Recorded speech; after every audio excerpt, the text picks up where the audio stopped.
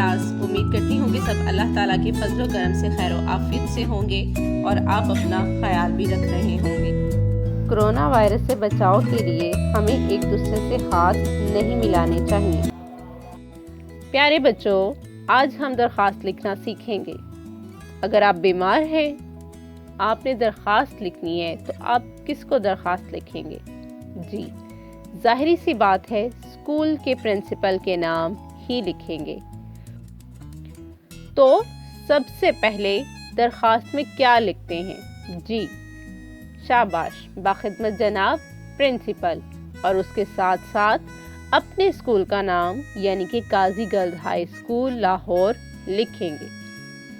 پیارے بچوں، جیسا کہ آپ نے کلاس 2 میں بھی درخواست پڑھی ہی ہے، اور جب آپ درخواست شروع کرتے ہیں تو آپ کیا لکھتے ہیں؟ جی، شاباش، ادب سے گزارش ہے، یا پھر مؤدبانہ گزارش ہے، یا پھر ادب سے التماس ہے بھی لکھ سکتے ہیں۔ ان سب کے معنی ایک ہی ہیں۔ آپ ان میں سے کچھ بھی درخواست لکھتے ہوئے لکھ سکتے ہیں۔ پیارے بچوں، آپ کو پتہ ہے درخواست کیوں لکھی جاتی ہے؟ جی، بالکل، درخواست کسی مقصد یا گزارش کو بتانے کے لیے لکھی جاتی ہے۔ آج ہم بیماری کی درخواست لکھنا سیکھیں گے، جیسے باخدمت جناب پرنسپل، قاضی گرلز ہائی اسکول، لاہور لکھیں گے۔ دوسری لائن کے وسط میں جناب عالی لکھتے ہیں، اور اگلی لائن میں مؤدبانہ گزارش ہے یا ادب سے التماس ہے لکھ کر اپنا مقصد یا گزارش لکھتے ہیں۔ درخواست لکھنے کے لیے سادہ اور آسان الفاظ استعمال کرنے چاہیے۔ درخواست لکھنے کے بعد نوازش مندی، العارض یا درخواست گزار لکھ کر درخواست ختم کرنی چاہیے۔ درخواست گزار یا العارض کے نیچے نام، پتہ لکھتے ہیں، اور تاریخ بھی لازمی لکھنی چاہیے۔